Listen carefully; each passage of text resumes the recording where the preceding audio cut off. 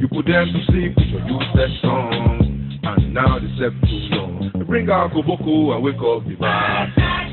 Oh, ruthless ones. You put them to sleep with your useless song, and now they slept too long. You bring out Koboko and wake up the bar. Wake up the bar. Wake up the bar. Wake up the bar. Bring out Koboko and wake up the bar. I'm from a place where police are hungry, where good girls with little profit for money, where big men they eat small chops and chubby and make the whole country trust the dummy. Those bloody.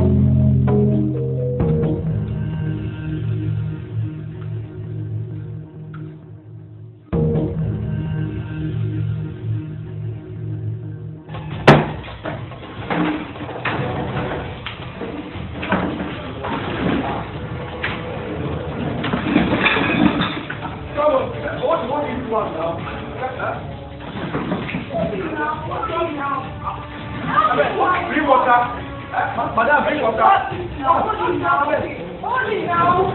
Hospital. Come hospital.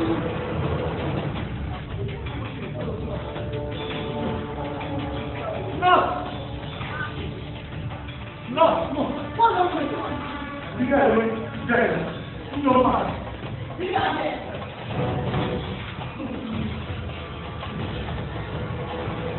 No, okay. Bring that thing. I bet, come on. I'm okay, John. I'm fine. You can't be okay. What's this one? I'm not touch me. Don't touch me. Who can be okay? I'm fine. You here? How do people bring me down? No, you're well. I will. Don't tell me that thing now. I want to go home. Look at this guy. I'm fine. I want to go home. Why are you drama? I'm drama. I said I don't think I'm fine. I said I'm fine. Oh, guy, you don't wait. Thank God, though.